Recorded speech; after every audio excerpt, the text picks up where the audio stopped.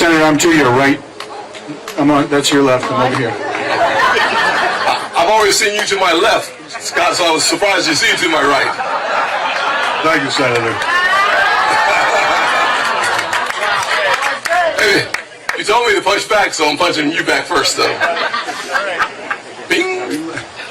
I didn't vote for Barack Obama, but frankly, from my position, I thought that the man would get in there and turn the corner on racism before he decided he was going to suddenly fundamentally change America.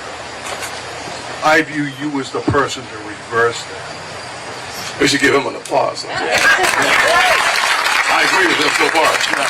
Let's continue. How do we do that? Well, a couple things. Number one, the biggest difference is, the higher my numbers go, the more people show up at my events, the more the radical left come out to attack me. President Obama joined the chorus a few weeks ago as well. Here's what I believe. I believe that socialism does not work, period. The problem with the radical left is that they have consistently, when they're having a losing proposition, they weaponize race or class in order to hold on to their power. The people who have lost the most under this supermajority in big blue areas of the country have been poor people and minorities. What works, free markets, capitalism, works really well. Where we haven't seen it present are in those big blue Democrat-dominated areas. We've seen the highest crime, the highest unemployment, and the lowest levels of hope in the nation. Turning that around requires new leadership. Joe Biden won't do it, and President Obama didn't do it. And so here's the plan to get it done. There is no such thing as a black poverty or white poverty. There's just poverty. There's not black kids' issues or white kids' issues. There are just kids' issues. Our system of free markets work for everybody. I started off, this is why my candidacy is so dangerous to the radical left. The truth of my life disproves their lies. I was not born with a silver spoon, mine was plastic. Growing up in poverty in that single-parent household that I described earlier, going to work 30 hours a week while I was in high school, taught me valuable lessons of hard work and grit.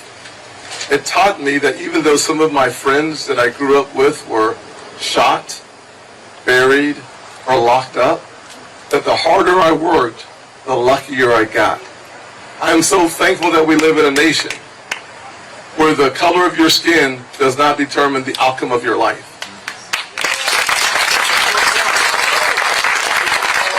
But I will say, the quality of your education will.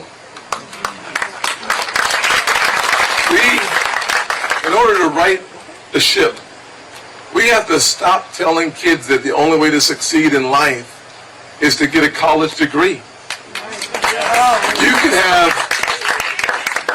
exactly, say it again, he's smarter than half the politicians in Washington. You can go to trade school. My running mate. You can qualify for the Constitution, you're running, young man. Some of y'all, I'm looking around the audience, y'all are too young to remember these days, but back in my days, we had something called SHOP in high school. Anybody remember SHOP? Yeah, I took home ec. Why can't we teach people, give kids in all communities, sir, why not give kids a dual track? Pick a track, 4-year college, or become an artisan contractor. Anybody in my neighborhood or my state that needs a plumber, wait a while and pay $250 for them to show up. You can make $100,000 a year as an artisan contractor. Second thing I'd say, and people are going to be irritated when I say this, but it's also true.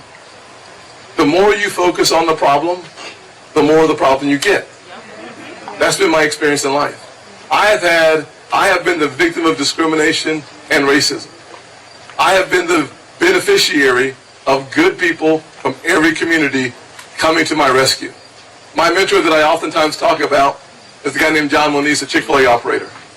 John taught me that by looking in the mirror and taking responsibility, my life would get better.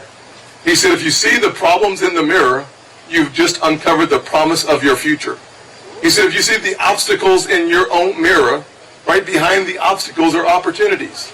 Today we are teaching kids how to be victims. You never escape victimhood. It comes with the drug of despair. You can either learn from your background and let it drag you down. Exactly. Make it push yourself up. Rise up.